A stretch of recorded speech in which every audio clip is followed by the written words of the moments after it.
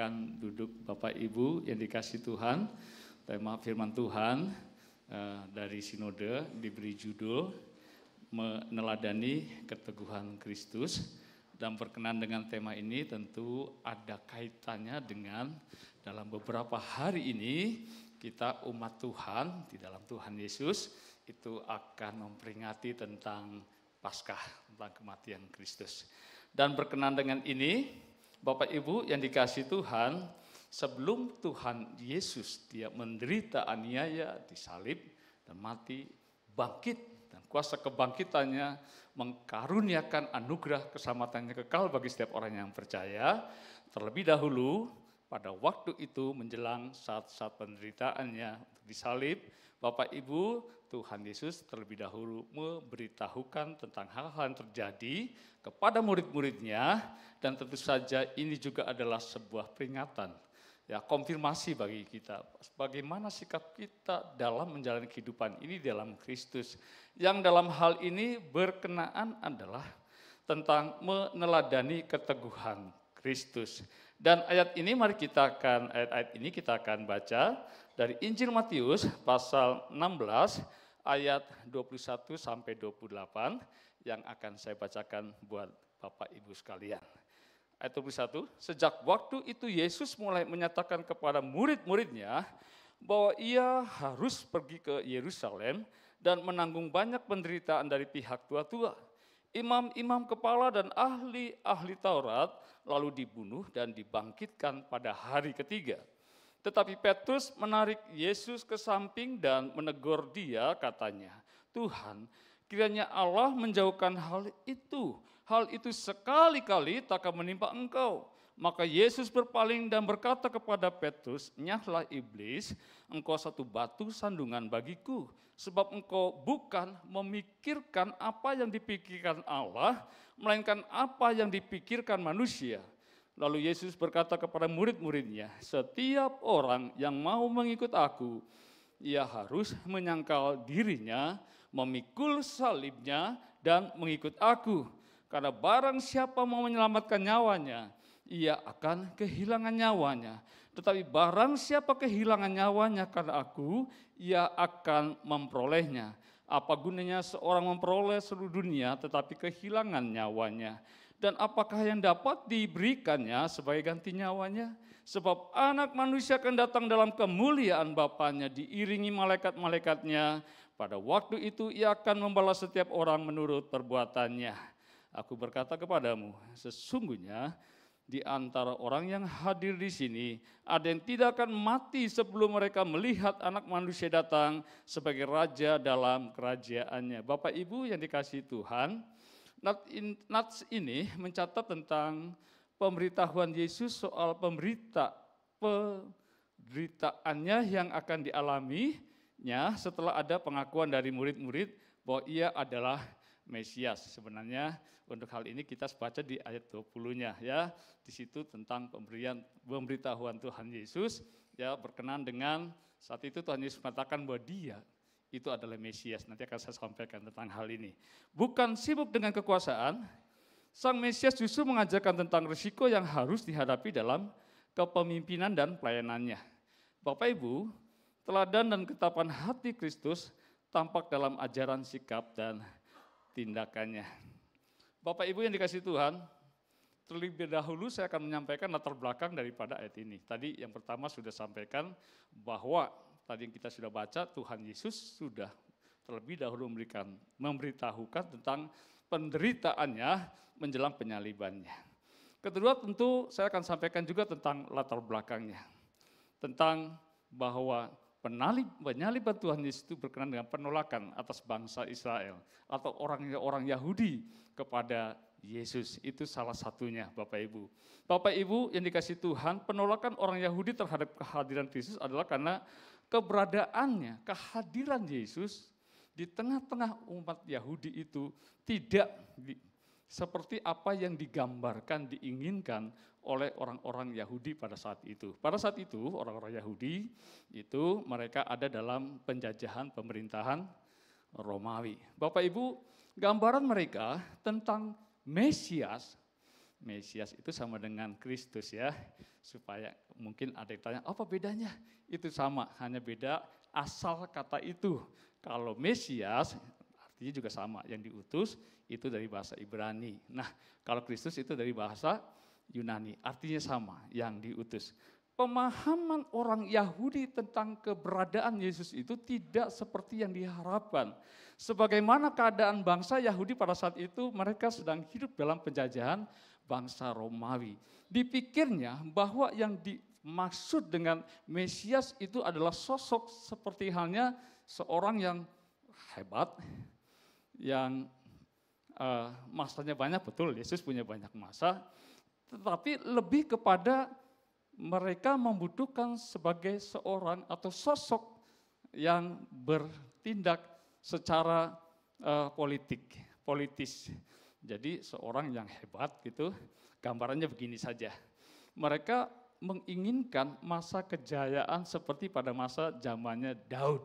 Daud itu raja kan dan berkuasa. Nah, seperti itu, Mesias itu gak seperti itu. Sedangkan Bapak Ibu yang dikasih Tuhan, kenyataannya tidak seperti itu ya. Mereka kecewa dan menolak Tuhan Yesus, dan itu juga dilakukan penolakan ini oleh, kan di situ ada namanya Yudaisme. Ya, agama orang Yahudi yang basically-nya itu adalah Taurat Musa ya. Mereka menolak Yesus. Lagi-lagi keberadaan Yesus tidak seperti gambaran yang diharapkan oleh mereka, bahkan sampai sekarang pun mereka masih menolak Yesus. Mereka masih menantikan Mesias menurut pandangan dan versi mereka. Demikian latar belakangnya. Bapak Ibu yang dikasih Tuhan, ternyata kenyataannya adalah kehadiran Yesus, dia menggenapi janji Allah. Bukan untuk membebaskan secara politis, tetapi membebaskan umat manusia yang telah jatuh dalam dosa, sama juga dalam arti posisinya terbelenggu, dijajah oleh kuasa kegelapan, kuasa iblis dan kroni-kroninya, untuk membebaskan. Sehingga umat Tuhan, dalam hal ini Alkitab juga berkata bahwa keselamatan itu datang dari bangsa Yahudi, dimulai dari bangsa Yahudi melalui Kristus Yesus itu. Bapak Ibu yang dikasih Tuhan, apa yang Yesus lakukan? Dia seperti yang juga disaksikan oleh penulis yang sama, Matius, ditulis oleh Matius ya, Rasul Pak. Di dalam Kisah Para Rasul pun ditulis oleh Matius, dan di sini dikatakan dalam pasal 10:38 demikian, saya bacakan. Nanti kita seperti yang tadi saya sudah sampaikan, terasa sekali perbedaannya. Yaitu tentang Yesus dari Nazaret, sebagaimana Allah mengurapi dia dengan Roh Kudus dan kuat kuasa, dia berjalan, berkeliling sambil berbuat baik dan menyembuhkan semua orang yang dikuasai iblis, sebab Allah menyertai dia. Kalau secara masa kelihatan sekali juga Yesus pada saat itu dalam pelayanannya itu banyak orang datang kepada Yesus berbondong-bondong. Entah itu mereka mendengarkan kabar baik keselamatan, entah itu juga ada motivasinya karena ingin melihat mukjizat Yesus, atau pada saat Yesus itu memberikan makan 5.000 orang dan seterusnya, orang-orang ingin datang. Ada masa yang banyak yang datang kepada Tuhan, yang kalau kita mau lihat secara politisnya masuk akal ya, Yesus punya pengaruh yang sangat besar dan berpotensi sekiranya kalau dijadikan atau diangkat sebagai sosok atau seseorang yang dapat memimpin bangsa Israel, umat Yahudi, untuk merdeka dari penjajahan Romawi. Namun tidak demikian Bapak Ibu yang dikasih Tuhan. Bahkan tentang hal ini, tentang keberadaan Yesus, bahwa Yesus, Mesias, itu bukan yang dimaksud oleh orang Yahudi, bahwa dia datang mengabarkan kabar baik, melakukan mukjizat, mengadakan segala sesuatu, menyampaikan kehidupan dengan nilai-nilai kerajaan Allah, Bapak Ibu yang dikasih Tuhan. Bahkan dalam akhir menjelang kematian Kristus, saya dapatkan satu ayat yang dikatakan demikian. Dalam Matius 26 ayat 25 dikatakan, sangkamu aku ini penyamun, maka kamu datang lengkap dengan pedang dan pentung untuk menangkap aku. Nah ini garis bawahnya, padahal tiap-tiap hari aku duduk mengajar di bait Allah. Jadi sangat kontras, bertentangan sekali dengan pandangan apa yang diharapkan orang Yahudi terhadap Yesus ini, Bapak Ibu. Ya, Yesus menjelaskan tadi ayat mengatakan bahwa padahal tiap-tiap hari aku duduk mengajar di bait Allah. Yesus dia tidak membangun pasukan, dia tidak membangun pasukan milisi misalnya pemberontak. Oleh karena itu tahu ya, pada saat menjelang penyaliban Yesus, pada saat orang Israel diperhadapkan dengan satu pilihan dari dua pilihan. Pilih mana? Yesus atau Barnabas? Dan mereka memilih Barnabas. Karena hal itu mereka melihat bahwa sosok yang paling tepat yang dapat membebaskan orang Israel secara politis adalah Barnabas. Ya, sampai di situ. Bapak Ibu yang dikasihi Tuhan, Yesus adalah teladan.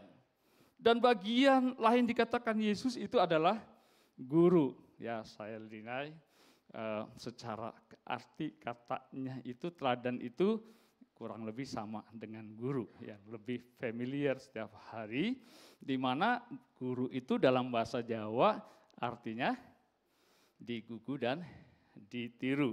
Dan itulah yang Yesus lakukan. Dia memberikan teladan kehidupan sebagaimana seorang yang hidup di dalam Tuhan.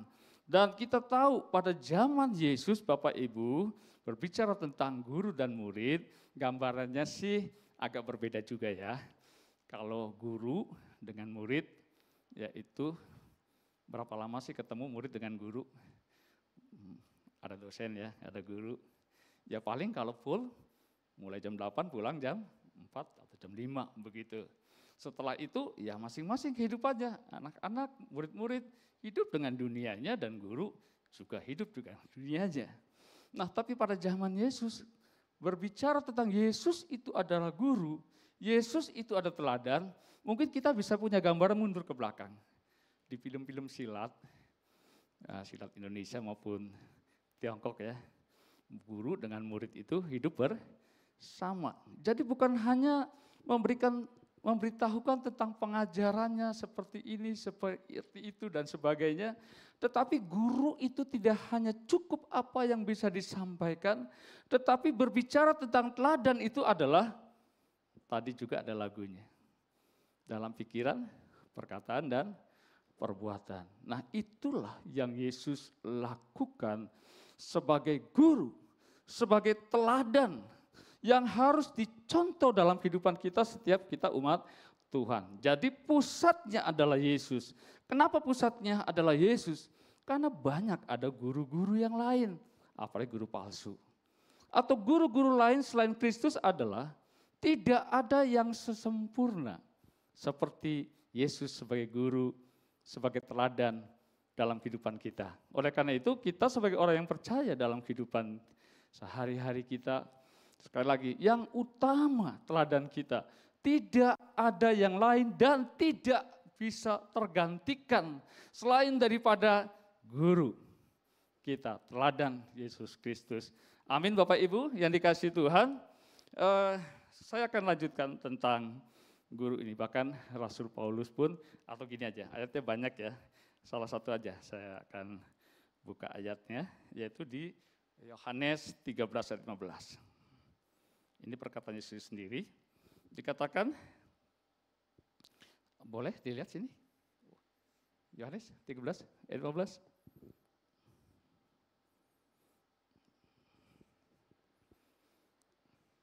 Wih, bukan ini, Yohanes. Sudah? Bentar ya. Jeda dulu ya, saya ngomong terlalu balap, mungkin terlalu balap ya. Sebentar setelah ini saya akan sedikit dipelankan, saya belajar juga nggak balap-balap. 15 ya? Oke. Sebab aku telah, apa katanya? Memberikan suatu teladan kepada kamu, supaya kamu juga berbuat sama seperti yang telah kuperbuat kepadamu. Amin. Bapak Ibu, ya kalau kita baca dalam 1 Korintus 11 ayat 1 pun, ikutlah ya aku, kata Paulus, seperti aku mengikut Yesus. Itu berbicara juga tentang keteladanan, bahwa yang menjadi teladan dalam kehidupan dan pelayanan Paulus adalah Yesus. Dan sebagai hamba Tuhan, Paulus pun berusaha untuk hidup menjadi seperti Kristus. Nah, sehingga dalam pelayanan tidak menjadi batu sandungan. Sehingga Paulus bisa membawa orang datang kepada Tuhan, karena orang juga melihat Paulus sendiri sebagai pelaku firman Tuhan, yang dalam bagian ini dikatakan seperti surat yang dapat dilihat oleh banyak orang. Itu sangat penting teladanan, karena bagaimana kita membawa orang ke dalam Kristus kalau tidak dimulai dari kita untuk memiliki teladan seperti Kristus. Ada istilah imitation Christi. Itu artinya imitation itu niru gitu ya. Menjadi seperti Kristus kecil. Bapak Ibu yang dikasihi Tuhan, saya lanjutkan. Mari lihat dalam slide berikutnya. Teguh menghadapi penderitaan. Jadi apa sajakah yang menjadi teladan Yesus bagi kita? Ayat 21 dikatakan demikian. Sejak waktu itu, Yesus mulai menyatakan kepada murid-muridnya bahwa ia harus pergi ke Yerusalem dan menanggung banyak penderitaan dari pihak-pihak tua, imam-imam kepala dan ahli-ahli Taurat, lalu dibunuh, dibangkitkan pada hari ketiga. Penderitaan adalah hal yang jika mungkin dihindari semua orang, namun Yesus mengajar bahwa penderitaan adalah bagian hidup yang harus dihadapi. Ya, tak seorang pun yang memiliki rancangan dan rencana atas hidupnya itu untuk sesuatu yang buruk dalam kehidupannya. Waktu saya bolak-balik merenungkan tentang ini, saya diingatkan tentang Bapak Ibu, lagi-lagi tentang guru dan murid. Kalau guru cari murid, ya, atau murid mencari guru, maka diharapkannya adalah sesuatu yang baik. Intinya begitu. Ya. Tapi perhatikan bahwa mengikut Yesus, menjadi murid Yesus, ada satu konsekuensi yang harus di mana kita kerjakan, lakukan, yaitu menderita seperti Kristus menderita. Ya, Bapak Ibu, ada yang mengatakan bahwa kekristenan itu adalah identik dengan penderitaan. Maksudnya bahwa ya tidak mudah sesungguhnya orang menjadi Kristen, menjadi pengikut Kristus. Oleh karena itu pastinya tidak benar. Di luar sana ada orang mengatakan hanya karena sebungkus Indomie saja orang kemudian menjadi ikut Yesus. No. Kalau cuma KTP bisa menjadi Kristen. Tapi keselamatan bukan karena kita Kristen karena KTP-nya. Keselamatan oleh karena inisiatif Allah yang menetapkan kita untuk menjadi umat Tuhan, menjadi anak-anaknya yang menerima anugerah keselamatan yang kekal. Jadi enggak semudah juga kalau hanya sekedar ikut Yesus saja, tapi tidak mengikuti penderitaannya, tidak mengikuti hidup seperti Kristus hidup, itu adalah sesuatu yang pastinya kalau boleh saya katakan enggak benar. Artinya bahwa enggak terhindarkan. Menjadi pengikut Kristus mengalami penderitaan itu adalah sesuatu yang bahkan wajib, harus, dan pasti. Artinya adalah bahwa kalau kita menderita karena Kristus, itu justru Bapak Ibu, kebenaran firman Tuhan itu digenapi. Ada banyak hari-hari ini, orang menerima predikat kekristenan karena motivasi-motivasi yang lain. Bahkan Alkitab pun mencatat, ada orang yang kemudian mendengar firman Tuhan, berita khotbah, hanya untuk menyenangkan telinganya saja. Teologi kemakmuran, atau hal-hal yang bersifatnya hanya berkat materi semata, tapi oh no, kalau ini sudah berbicara penderitaan. Itu sudah menyalahi aturan Bapak Ibu. Sudah menyalahi ketetapan dalam kebenaran firman-Nya. Saya ulangi sekali lagi. Mengikut Yesus identik sama dengan kita harus mengalami penderitaan karena Kristus Yesus. Seperti Yesus yang dia juga mengalami penderitaan. 1 Yohanes 2 ayat 6, barang siapa hidup di dalam dia, dia wajib hidup seperti Kristus hidup. Tadi sudah juga dikatakan tentang teladan ya, Yohanes 13 ayat 15. Yesus, ikutlah Yesus, teladan Yesus. Bapak Ibu yang dikasihi Tuhan, Penderitaan di dalam Kristus tentu saja bahwa tidak garis bawah. Penderitaan di dalam Kristus Yesus tidaklah bermaksud merusak kehidupan seseorang. Karena kita tahu Tuhan Allah kita di dalam Kristus Yesus, Dia yang berkata, rancanganku adalah rancangan damai, sejahtera, bukan rancangan kecelakaan. Amin. Ya, tapi Dia juga Tuhan yang menyediakan hari depan dengan penuh pengharapan. Atau Roma 8:28, Allah itu turut bekerja mendatangkan segala kebaikan bagi setiap kita mengasihi Tuhan. Amin Bapak Ibu. Dan kita tahu juga bahwa segala sesuatu dari atas yang datang daripada Tuhan. Segala sesuatunya baik. Tuhan tidak pernah merancangkan sesuatu yang buruk dalam kehidupan kita. Kalaupun Dia izinkan kita mengalami penderitaan di mana pastinya semua orang ingin menghindar dari mengalami penderitaan. Tapi kalau itu harus dihadapi karena Kristus, dan tahukah Bapak Ibu, dalam hal ini kita percaya bahwa di balik segala sesuatunya untuk membawa hidup kita ke arah Kristus. Untuk kita hidup di dalam kasih karunia-Nya. Amin. Ya, bahkan Mazmur Daud di dalam Mazmur di dalam pasalnya 119 ayat 71 dikatakan demikian. Tertindas itu adalah baik bagiku, supaya aku belajar ketetapan firman-Ku. Aneh ya. Ya memang aneh kalau lihat dari sudut pandang hikmat manusia. Karena firman Tuhan berkata bahwa kalau kita melihat sudut pandang firman, ya tentu akan selalu bertentangan dengan sudut pandang dunia ini. Tapi enggak aneh sesungguhnya kalau kita melihat dari sudut pandang kita sebagai anak-anak Tuhan. Jadi katakan bahwa tertindas itu baik bagiku, Bapak Ibu yang dikasihi Tuhan. Tertindas itu dalam arti yang sangat luas, termasuk di dalamnya adalah penderitaan, masalah, sakit, penyakit, berbagai pergumulan dalam kehidupan kita yang tadi tidak seorang pun mengharapkan itu. Namun kalau itu harus terjadi dan kita hadapi, firman Tuhan katakan bahwa Bapak Ibu, supaya aku belajar ketetapan firman-Mu. Itu juga dengan catatan.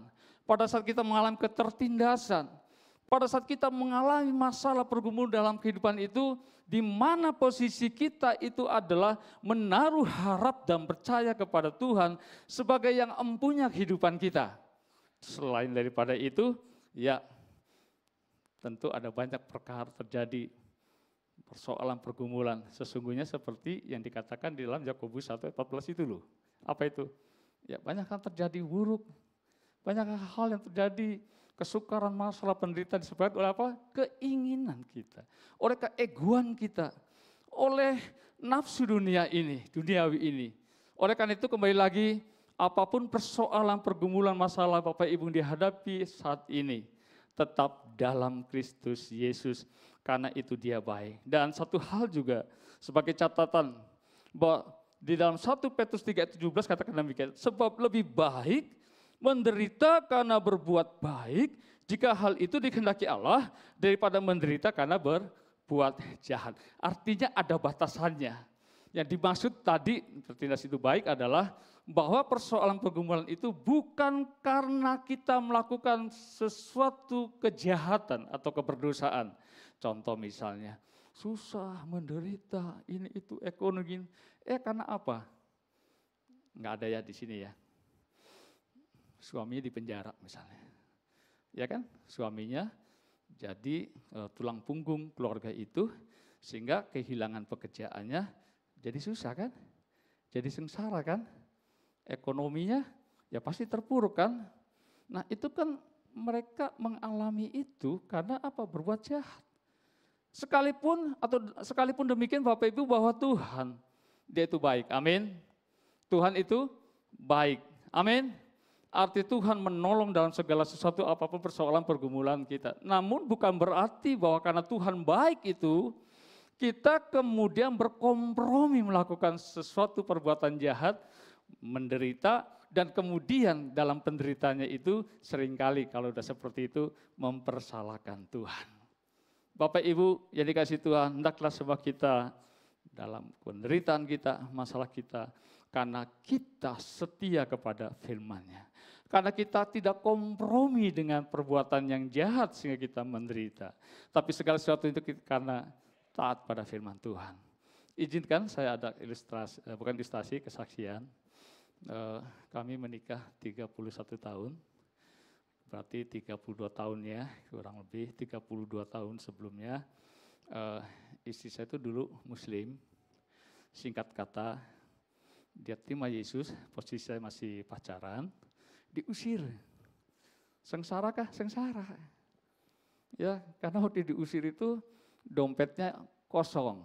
Masih ada KTP-nya, udah punya KTP ya? Oh belum punya KTP, kosong. Ya punya receh beberapa. Baju-baju yang bagus diambil semua, sisa yang buruk-buruk. Susah enggak? Susah ya kalau seperti itu. Gimana mau berpenampilan rapi saja, tinggal baju-baju yang jelek-jeleknya. Diusir, menderita sekali. Saya masih kuliah, belum berpenghasilan, ya jadi gimana menghidupi keluarga itu. Singkat cerita, ada satu kesempatan, kami nikahnya nikah massal, bukan yang Muslim ya. Ternyata di Kristen juga ada nikah massal, ada 3 pasangan, diberkati, masih susah. Apanya? Ekonominya susah. Karena saya masih kuliah tingkat akhir dan seterusnya. Susah secara materi khususnya. Itu karena apa? Itu karena Yesus, khususnya bagi dia. Kalau saya memang sebelumnya biasa susah begitu ya secara ekonomi. Tapi dia katanya anaknya orang berada, cukup. Jadi dalam semuanya ada tersedia, waktu kemudian susah makan begitu ya, mulai penderitaan. Menurut saya, tapi pasti benar, itu adalah contoh dari penderitaan karena Kristus. Amin. Bapak Ibu yang dikasihi Tuhan. Di 2 Timotius 3:12, memang setiap orang yang mau hidup beribadah di dalam Kristus Yesus akan menderita aniaya. Ini ayat penegasan kembali seperti apa yang tadi sudah saya sampaikan. Mari kita masuk ke dalam slide berikutnya. Sebagaimana Ayub, Yesus tidak melarikan diri dari penderitaan. Dengan teguh hati ia mengajarkan kepada kita untuk melawan penderitaan dan keberanian. Di tengah-tengah kebiasaan orang yang kecil hati, lalu melarikan diri dari kenyataan, kita terus diajarkan untuk bersikap teguh di dalam masa-masa yang sulit. Bapak Ibu yang dikasihi Tuhan, Ayub adalah salah satu sosok yang sangat boleh dikatakan menggambarkan tentang keberadaan Yesus dalam teladan keteguhannya. Dalam penderitaan masalah yang begitu berat dan luar biasa, bayangkan Bapak Ibu, yang pertama Tuhan bilang, Ayub adalah seorang hamba Tuhan, demikian. Dia adalah orang yang saleh, jujur, takut akan Tuhan dan menjauhi kejahatan. Boleh dikatakan dia itu adalah orang yang dekat dengan Tuhan. Amin. Orang yang taat beribadah, saleh. Kalau saleh itu orang yang beribadah yang disertai dengan praktek kehidupannya. Itu terjemahan atau gini, definisi yang saya buat. Karena kalau saleh aja, kalau sekedar hanya beribadah gitu, rajin, nggak cukup. Kalau tidak disertai dengan praktek dalam kehidupan sehari-hari.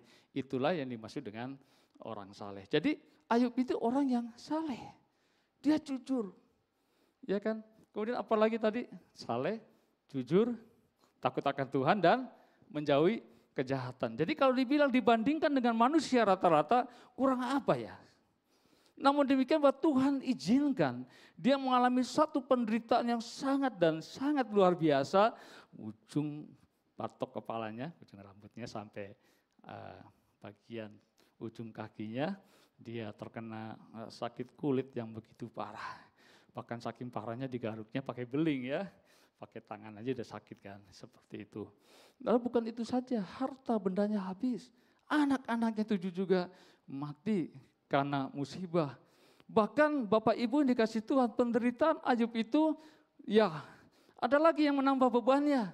Yang seharusnya istrinya yang menjadi penolong bagi Ayub. Namun di dalam Ayub pasal 2 ayat 9 dikatakan, intinya saja ya, kalau dibaca nanti agak lama, ayat 9-nya bahwa Ayub, masihkah engkau setia dengan Tuhan? Kurang lebih. Masihkah engkau mau ikut Tuhanmu? Ya, kutuki saja, tinggalkan saja Tuhan.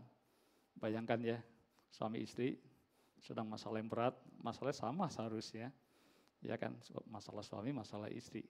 Seharusnya istrinya menolong, bahkan sebaliknya. Namun ayat 10 dikatakan bahwa dalam semuanya itu Ayub tidak berbuat jahat dengan bibirnya, dengan perkataan. Artinya gini, sekalipun masalah begitu berat bagi Ayub, dia tetap setia kepada Tuhan. Amin. Dan itu bisa dipakai, yang di sini di tulisan ini, menjadi sebuah gambaran tentang Kristus. Di dalam teologi itu katakan tipologi. Tipologi itu adalah menggambarkan tentang Kristus melalui kejadian sehari-hari, melalui benda-benda, ataupun tempat, ataupun seseorang, sosok atau tokoh. Nah, Ayub ini adalah gambaran tentang Kristus.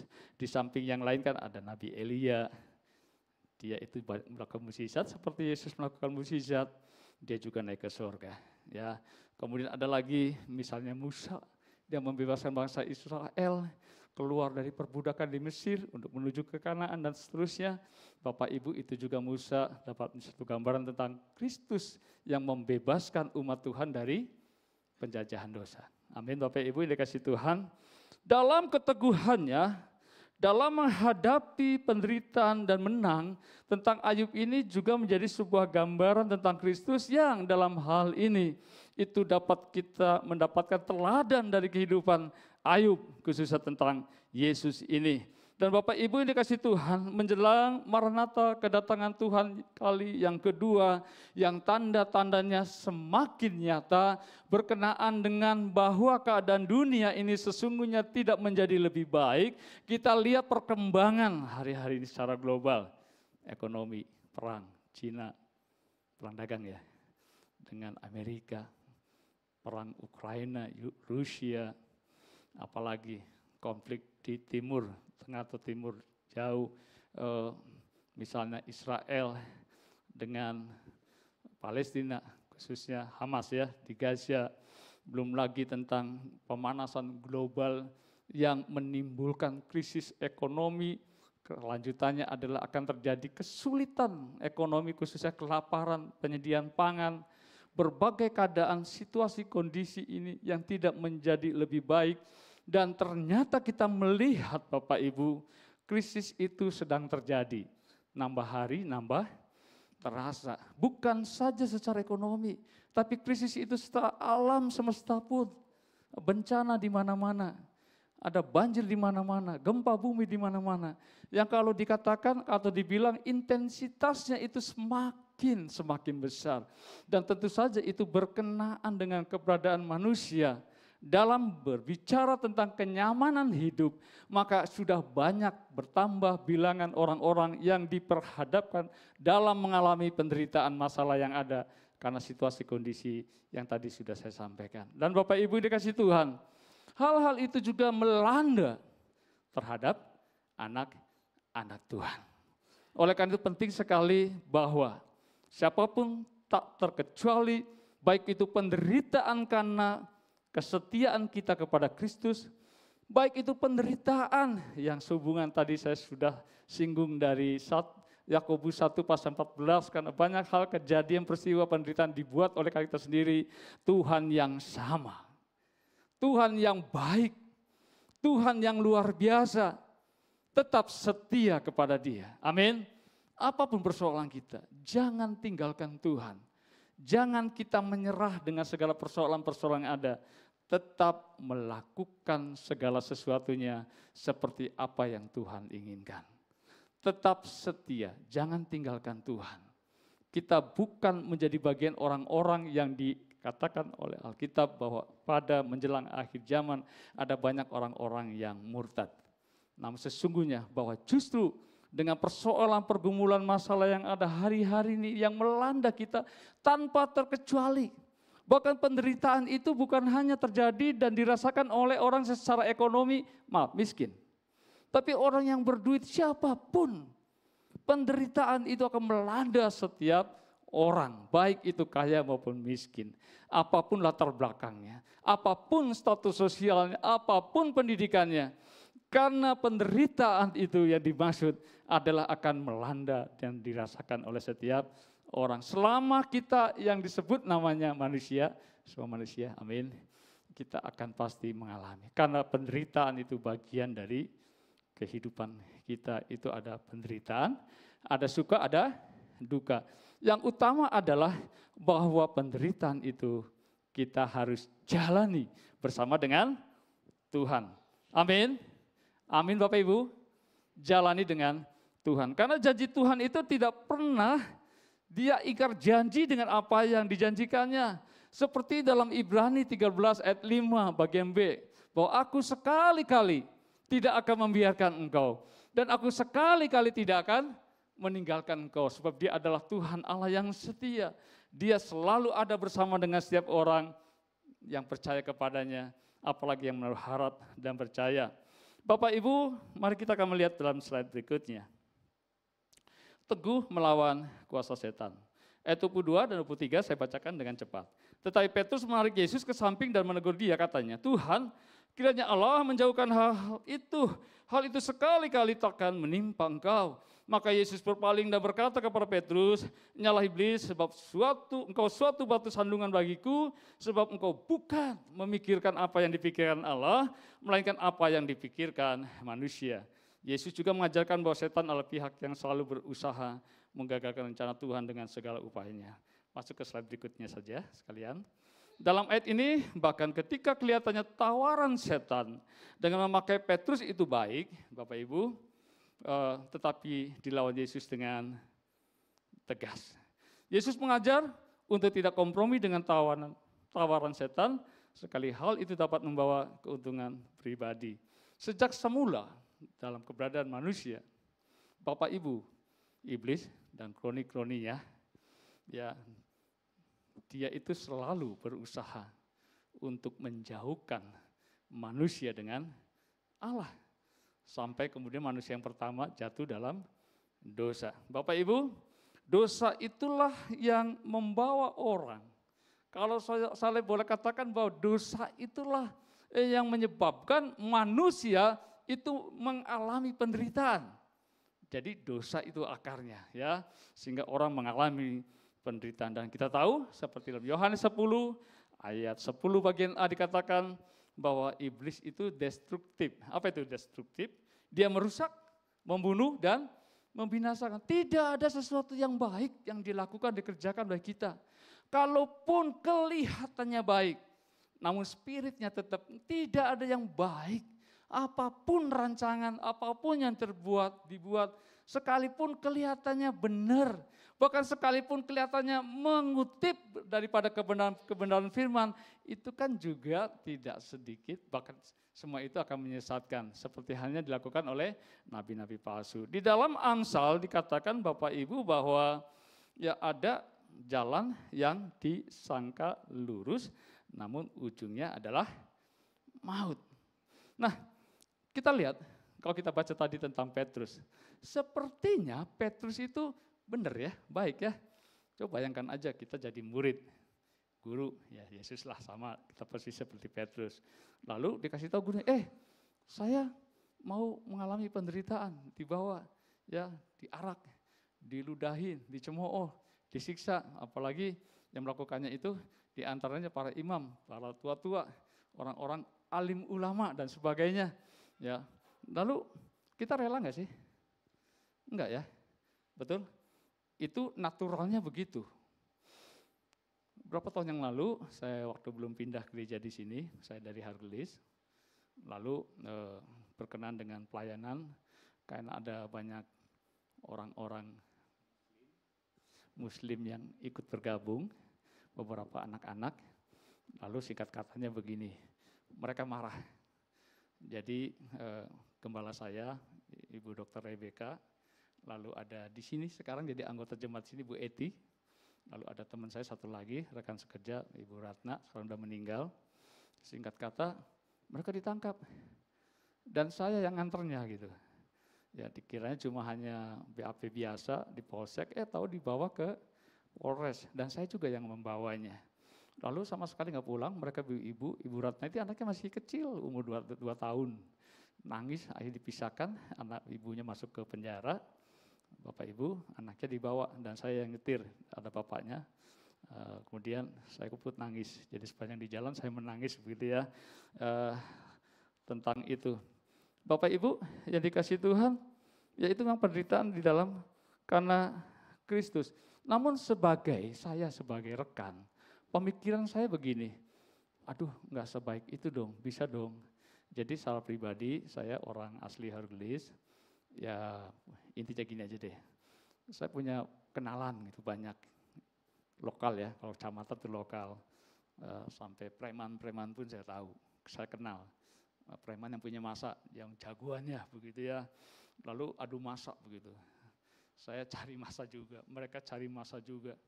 Bapak Ibu, saya hanya melihat dari satu sisi bahwa saya sebagai teman atau jemaat begitu ya, pengerja dari gereja ini, ada satu yang tidak bisa saya terima. Kenapa kok bisa begitu? Saya berpikir untuk bagaimana caranya melepaskan teman-teman ini, baik itu dengan tenaga, dengan uang juga, pemikiran dan sebagainya. Sebatas itu.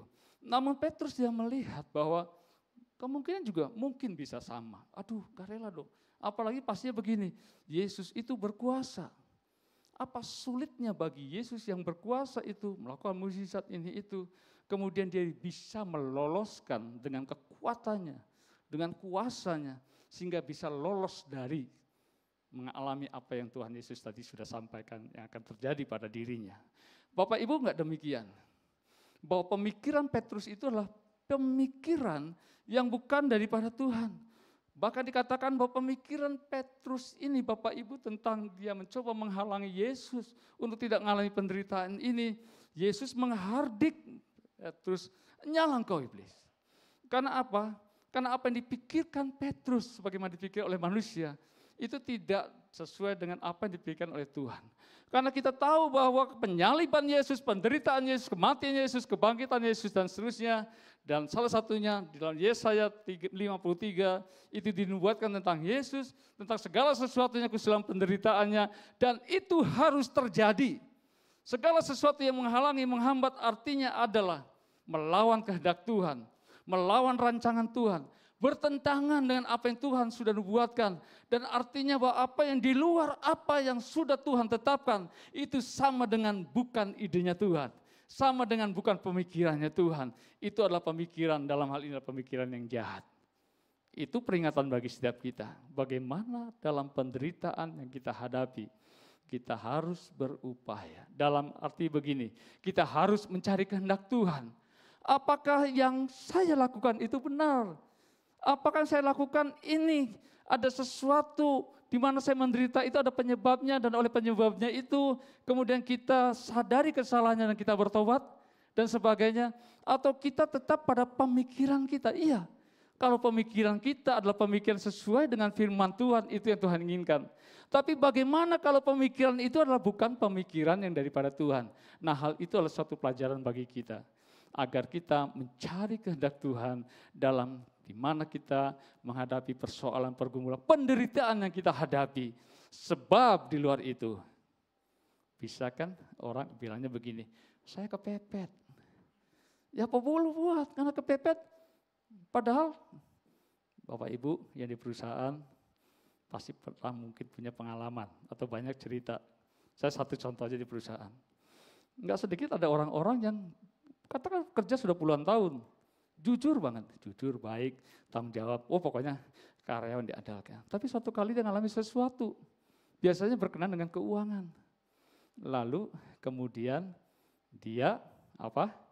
Alasannya kepepet, korupsi. Iya, kalau misalnya sebatas cuma ditegur, dipecat, suruh balikin, asetnya diambil, ya kan, kemudian mengembalikan apa yang dari korupsi. Tapi kalau sampai di penjara, malunya luar biasa ya. Suatu kali saya pernah pelayanan di penjara, di pelabuhan. Lalu ada yang pakai seragam, kok bisa ya? Dia di penjara ikut ibadah, tapi seragam pekerjaannya saya nggak sebutin tokonya ya. Cukup terkenal di Cirebon. Saya juga kenalnya taunya dari seragamnya. Duh, Oh kamu pakai ini, kamu kerja di sini, iya. Dia korupsi, masuk penjara. Pasti tentu salah satu alasannya kepepet. Bukan itu yang terjadi dalam kehidupan kita. Selalu alasannya kepepet. Bukan pemikiran firman. Yang itu yang kita tahu.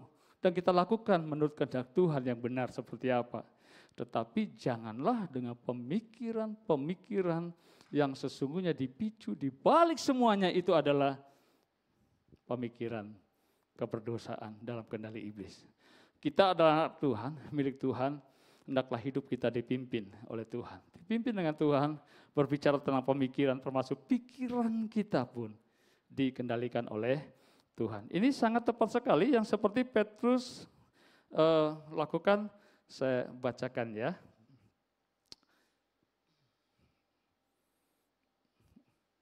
Agak lama sedikit boleh? Bentar ya, saya cari dulu. Adem dulu ya, merenung dulu. Bentar ya, ini saya ingat cuma ayatnya, mohon sabar. Oh Tuhan, atau dilewat dulu aja, pasti saya ingat nanti sambil jalan ya.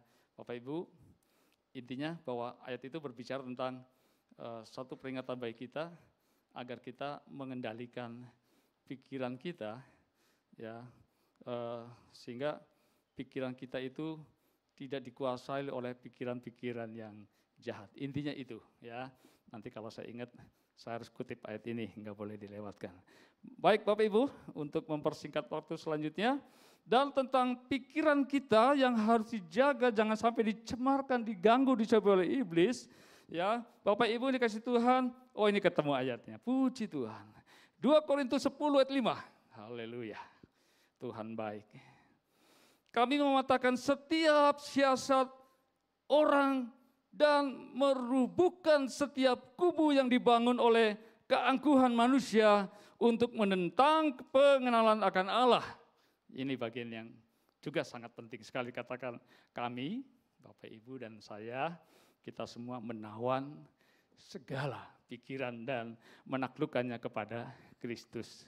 Hari-hari ini banyak orang, pikirannya liar ya.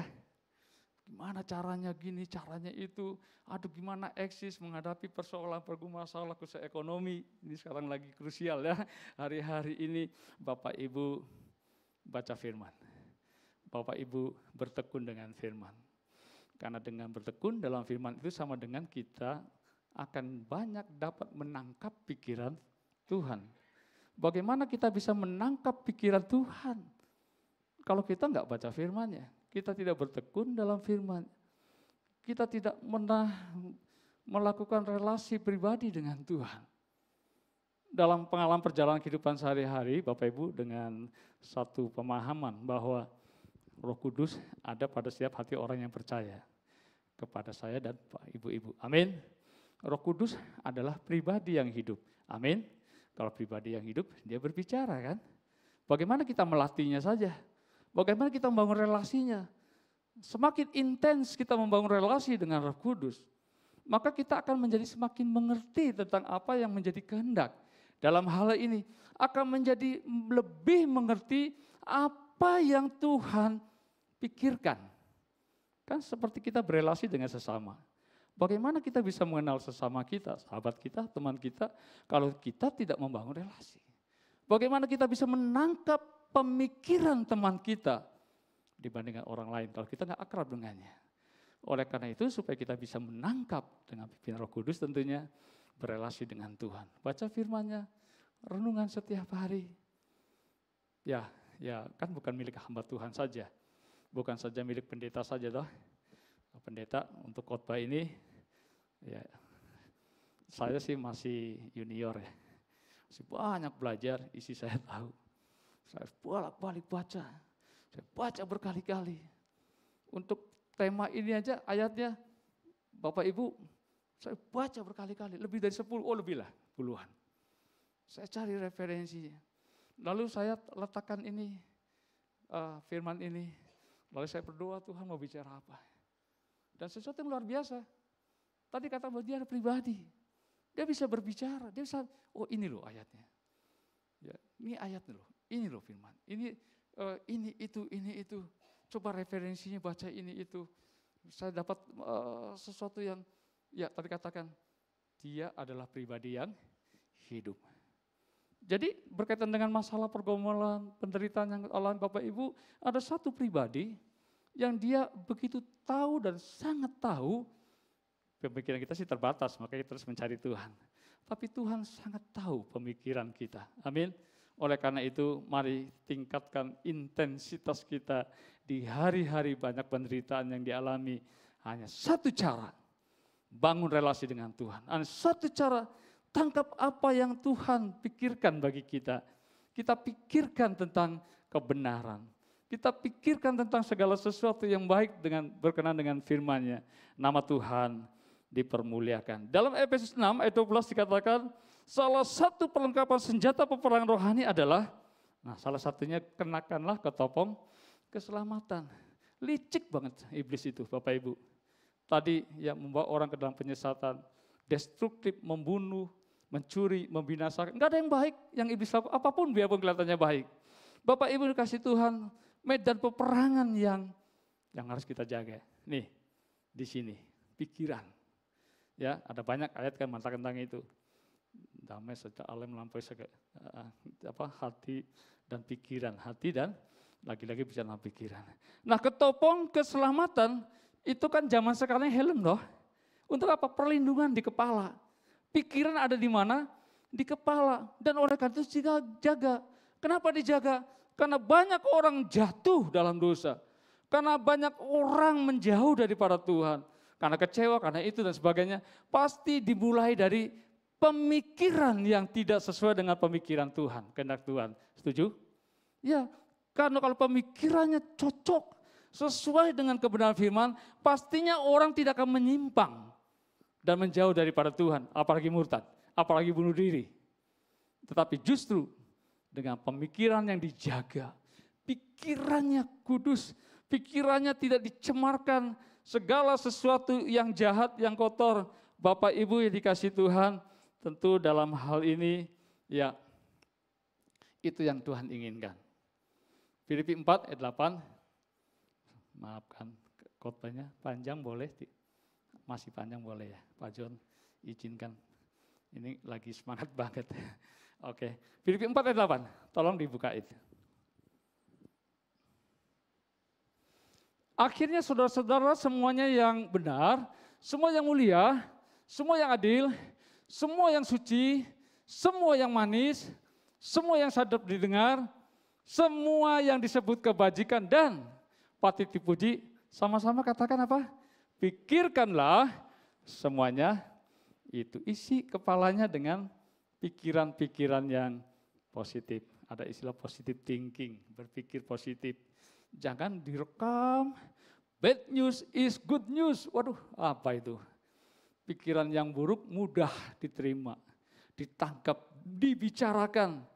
Ya, tapi kalau sesuatu yang baik, ya lebih sedikit daripada hal-hal yang baik itu yang menjadi trending topik dalam hidupnya. Sebagai umat Tuhan, jagai pikirannya. Jangan dicemari, apalagi diganggu oleh setan, Bapak Ibu, oleh iblis, pikiran-pikiran jahat. Ya, sekarang kan banyak kan informasi-informasi di YouTube, berita-berita media sosial, ada saran, pendapat dan sebagainya. Dan kalau saya lihat, kelihatannya baik.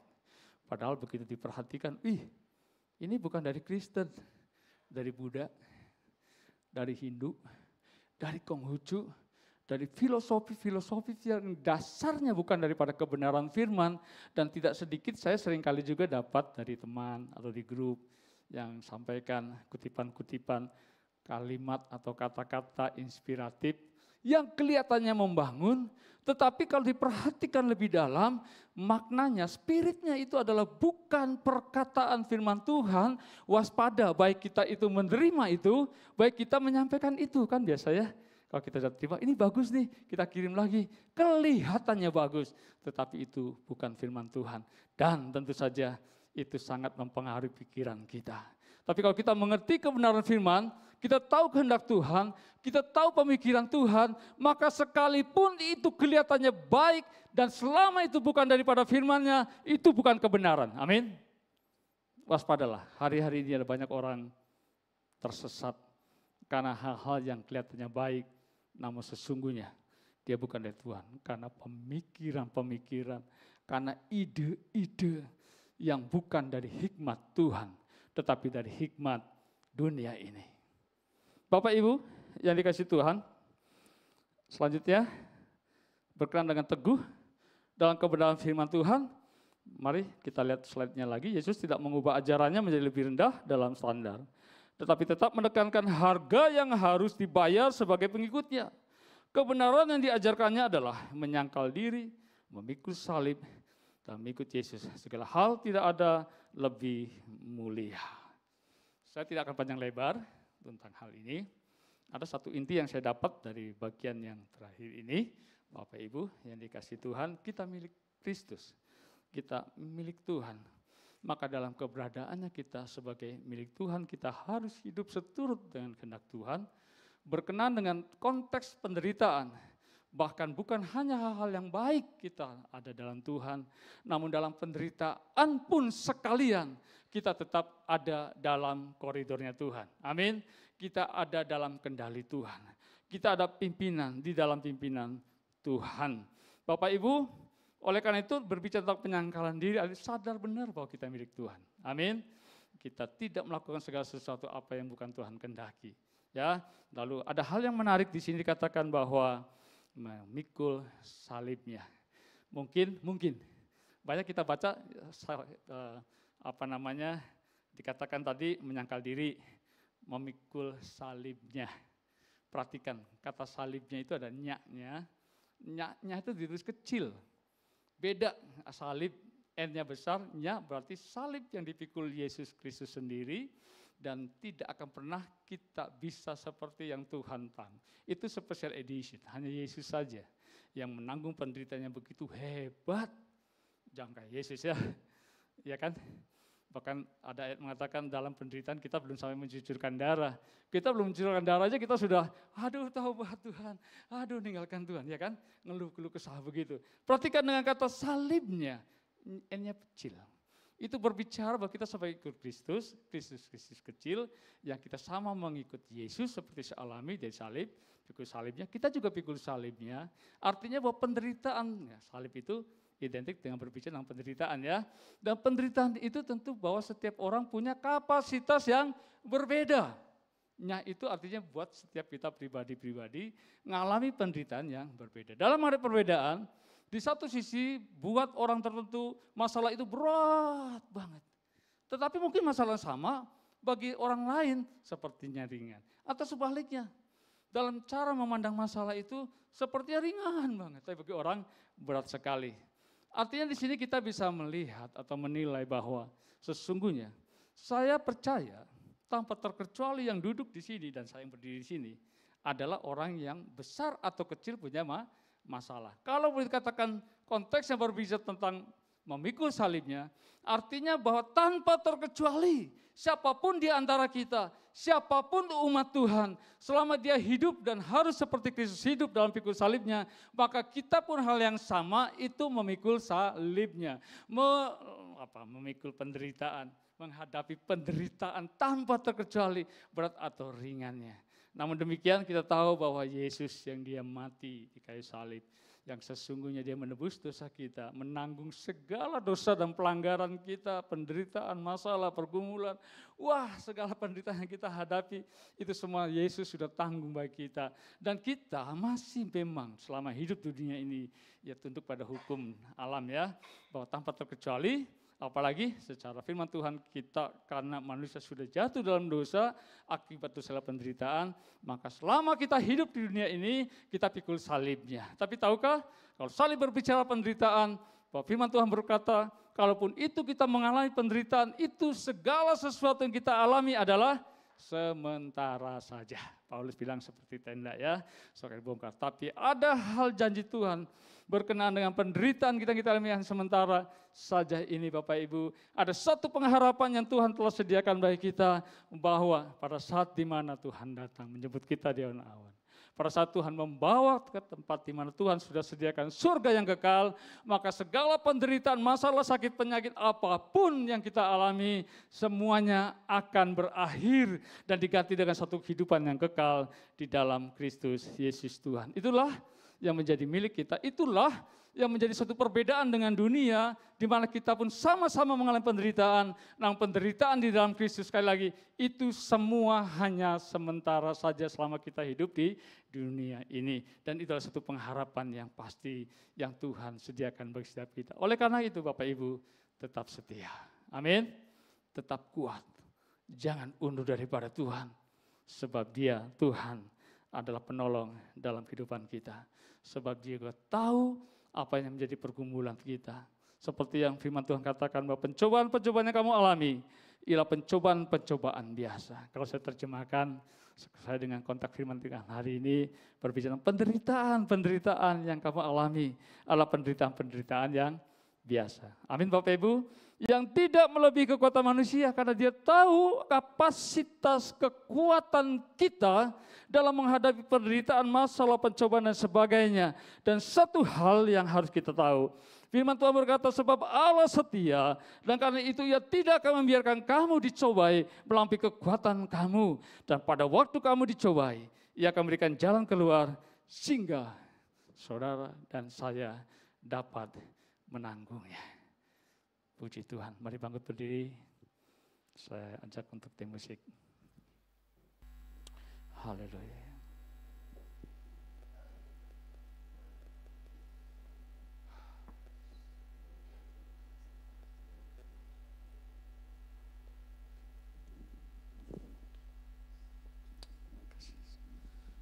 Mari sementara menunggu satu pujian yang akan dibawakan